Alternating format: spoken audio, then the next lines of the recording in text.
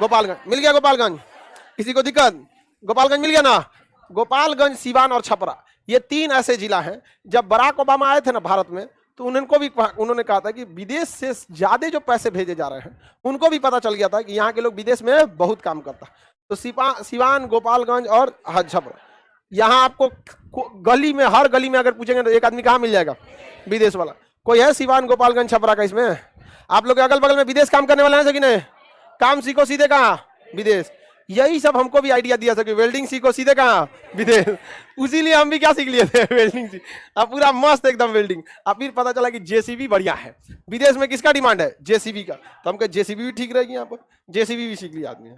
बाद में सोचा कि आदमी तनी इधर सोचे कि भाई सीखे रहेंगे तो कभी जाना रहेगा तो क्या हो जाएगा, चले जाएंगे। बाद में कभी टाइम ही नहीं मिला। और ना अभी भी वेल्डिंग मार देते हैं हम। अभी और भी बेंच बनने वाला है, तो अभी पूरा तो नहीं मारते हैं यहाँ पर, लेकिन नीचे देखेंगे मिस्त्री मार रहा है तो उसको सिखाते रहते हैं, ऐसे नहीं ऐसे मारो। जो जो बेंच बना है ना, उसको नहीं आता था बेंच बनाने। कह हम ना बने तुम तो कैसे बनी तुम? पटना की भाषा है। वो करकट बनाता था, करकट जो ऊपर छाया हुआ है ना, करकट, उसको बेंच बनाने नहीं आता था। उसको यहीं बैठा के सिखाए कि ऐसे ऐसे बेंच बनता है। पूरा बेंच बना। अभी वो पटना के कई जगह बेंच बनाया। एक दिन बड़ा खुश था हमसे, आके कहा कि मालिक एगो बात कही तू। हम कहे मालिक क्या बोलता है? सर बोला हमको, सब खान सर बोलता है। मालिक मैंने कौन चीज होता है? तुम काम किए, बदले में पैसा दिए। मालिक कौन चीज हो? तुम मालिक अपना खुद का है। तो कहा ना सर जी, बाकी लोग इस तरह से व्यवहार नहीं करता है। वो क्या काम करने जाते हैं तो गुलाम समझता है।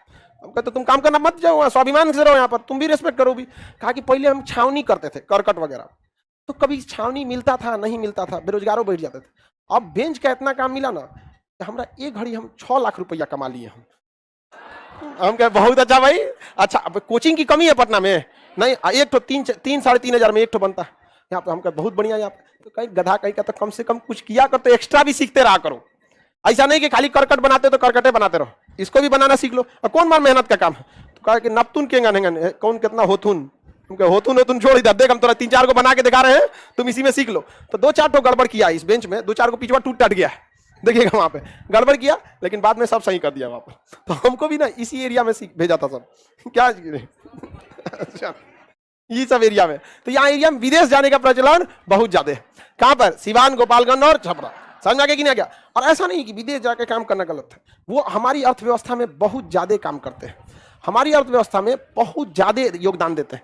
जो विदेश में काम कर रहे हैं ना, हमारे देश का अनाज खाते हैं बेचारे, ना हमारे देश का कोई सामान उपयोग करते हैं, यहाँ तक कि ऑक्सीजन भी नहीं लेते हैं हमारे देश से, और ना ही किसी तरह का प्रदूषण करते हैं। समझ आ गया कि नहीं आ गया? यहाँ आदमी रहेगा तो कभी कुछ खा के फेंक दिया, कुछ कर दिया, ना कोई क्राइम करते हैं बेचारे, सीधे क्या भेजते हैं? पैसा। और हमारा देश इतना महान है कि उन्हें वोट डालने का भी अधिकार नहीं देता। ये देश गलत नहीं है, जिनके हाथों में है उन पे सोचिए।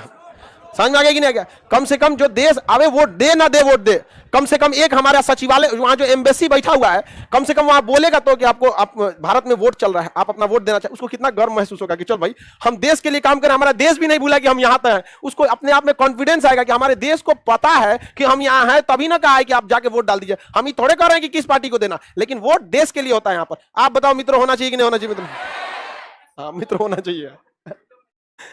आगे बढ़ते हैं। समझ में आ गया कि नहीं? तो ये जगह कौन सा हो गया भाई? गोपालगंज। सिवान इसके